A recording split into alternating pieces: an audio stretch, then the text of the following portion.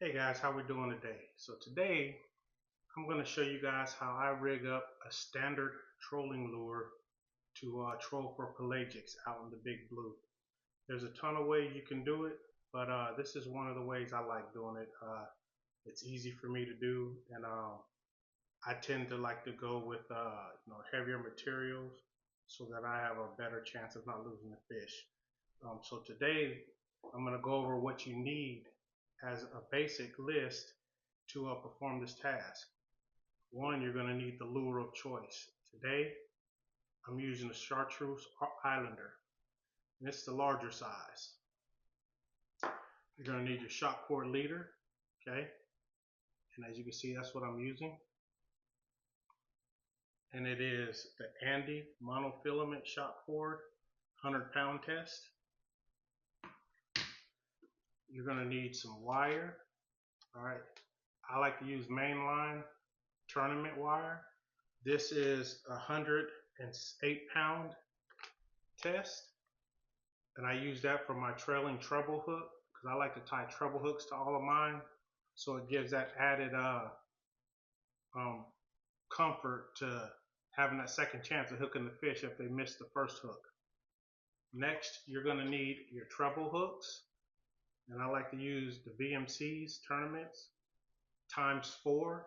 Those are the tough ones. ×2, they're a lot lighter and they will bend. You get a nice size mahi, wahoo, or tuna on there. So I like to go with the size 4s. You're going to need a good set of crimping pliers. And mine are the Booms.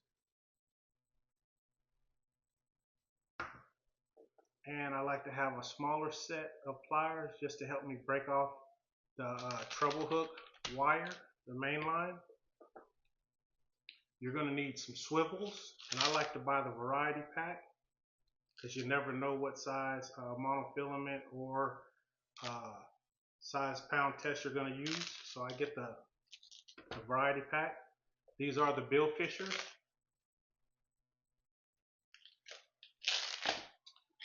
And lastly, you're going to need a hook. Now, size 7 is the standard, what I usually tie most of mine in. But when I go with these bigger lures, I like to size my hook up. So I got the size 8 for this application. All right. So the first thing we're going to do is go to our lead line that we're going to use for the lure. We're going to get that opened up. And, this varies for a lot of people, but I like to get just enough, I think, maybe a little less than arm's width apart. So about 2.5 feet, and that'll do for me. I used to go with longer trails, but it doesn't matter. It's per choice.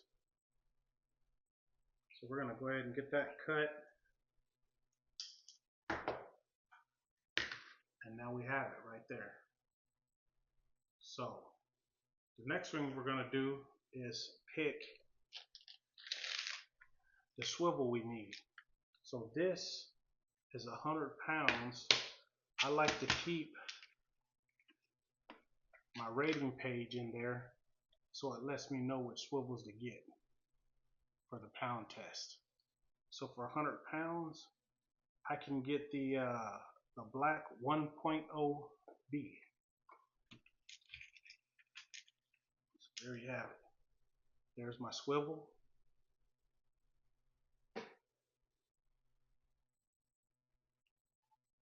I'm going to go ahead and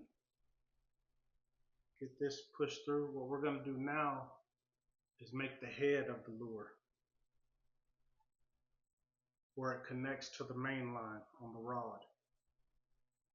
So we're going to run it through the swivel one side and out the other side so that it looks like that. Okay? There we go. Then we're going to take our crimpers.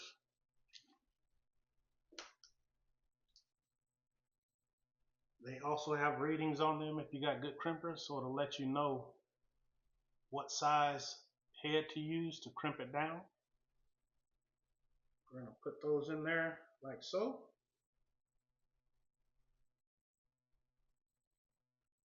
Line it up and close down. So that's one.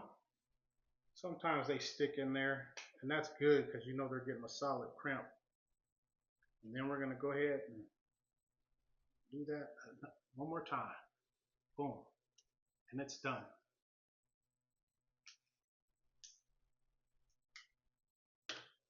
And that is how it will look, guys, once it's crimped. And that ain't going nowhere. You can test it to be secure, to give you a peace of mind. All right. Next thing we're going to do is run it through the head of the lure. Head out.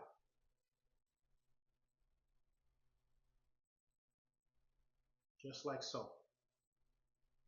So there we go. Line is out the butt. You got the head right here. So when you're doing these lures, you want to make sure if you're running ballyhoo, cigar minnow, whatever type of live bait that you have, that it's able to be seen. You have a good presentation. So because I'm using the size 8 hook and the larger lure, I like to use beads. And for this application, I mean, you can use any color beads that tickles your fancy, but I like to kind of use matching beads with the lure. So for this application, I'm going to use the clear beads.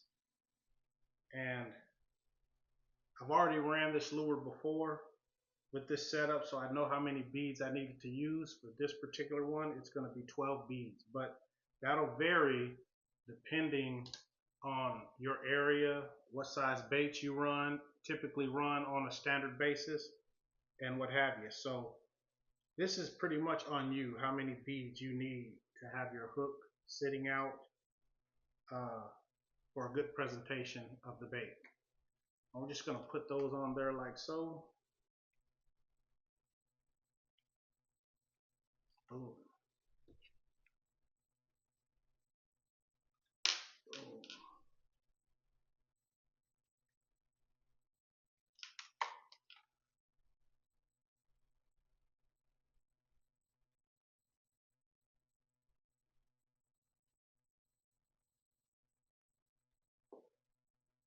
All right.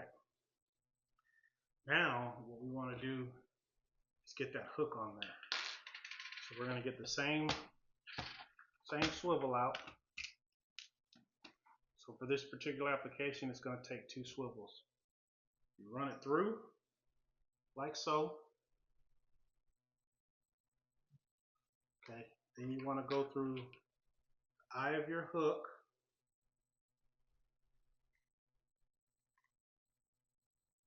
And run it back through the other eye.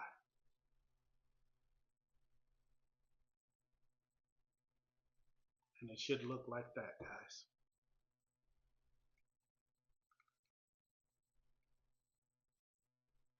All right. Next thing you want to do, I like to give it a little play, as you can see right there. A little bit of extra line. All right.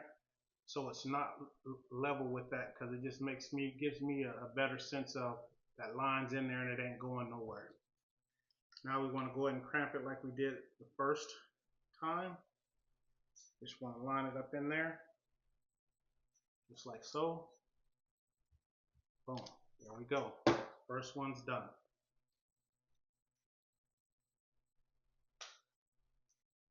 I'm going to go back in there.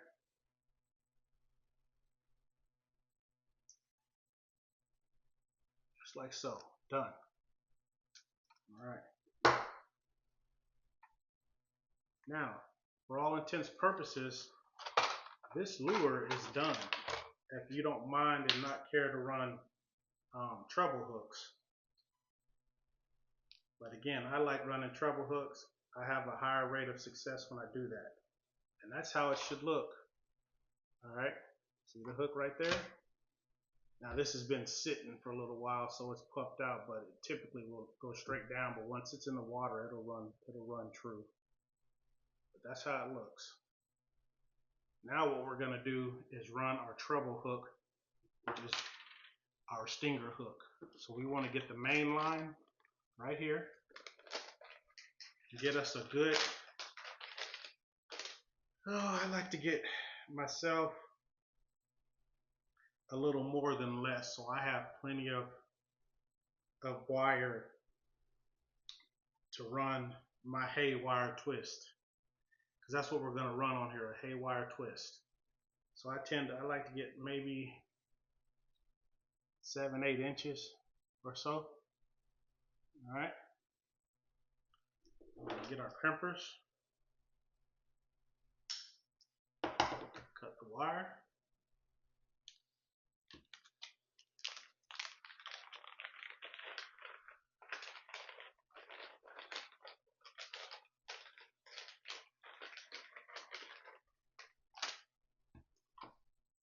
Now for a haywire twist, what we're going to do is grab our treble hook,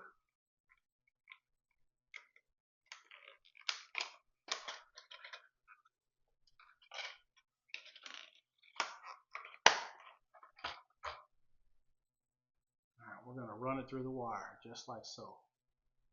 Bring it up, get you enough to make your haywire twist, okay? So we're going to do about that much, all right,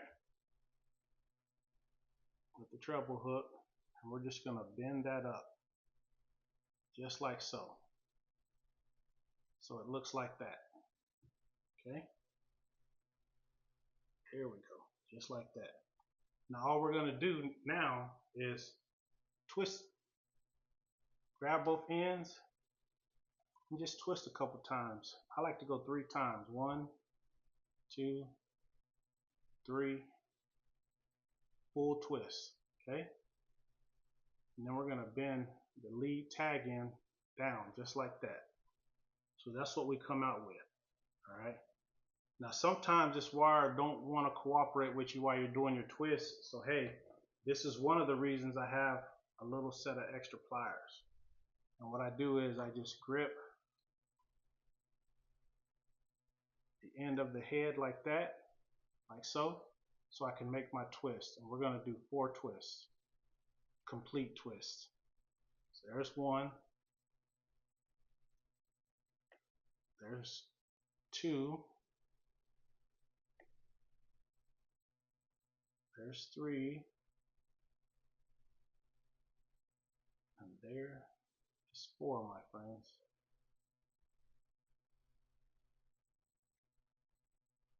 And it should look like this. That's how it should look.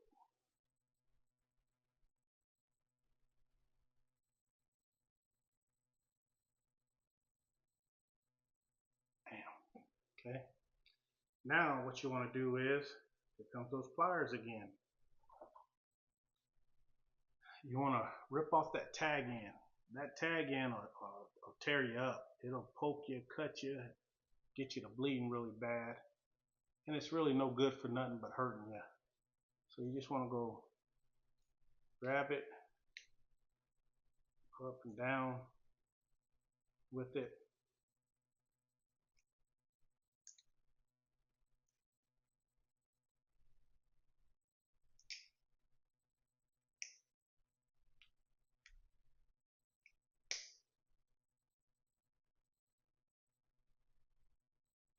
Sometimes they tear off faster than others, but you go up and down with it. This one doesn't want to cooperate, but it usually works just fine.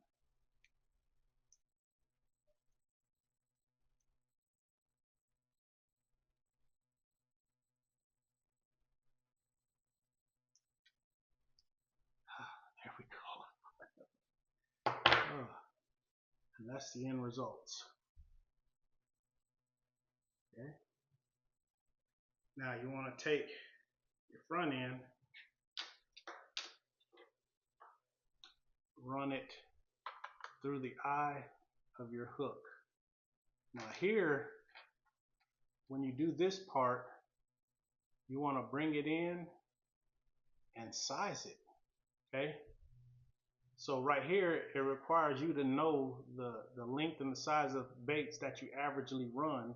So you break this off at the proper length, okay? Like that. And that's how it's gonna look when you have your bait rigged.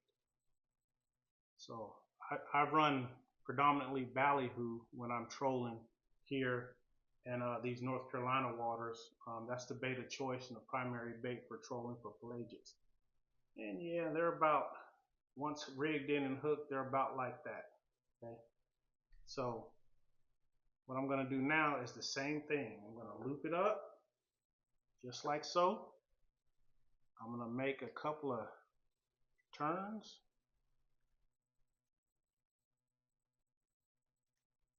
One,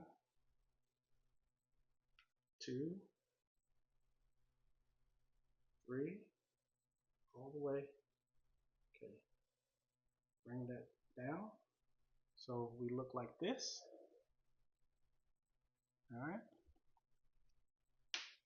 Now I'm going to cut some of that tag off because it's way too long.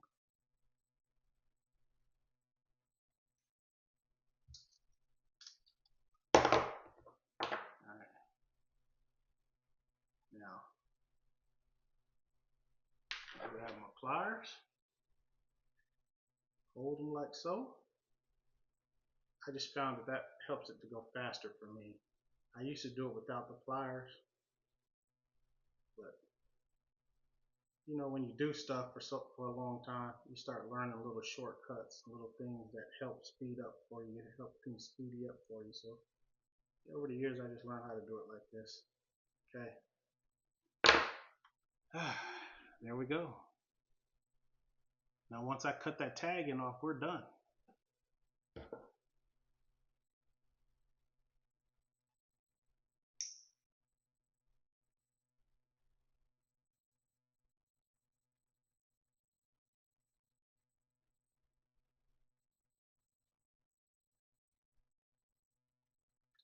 There we go.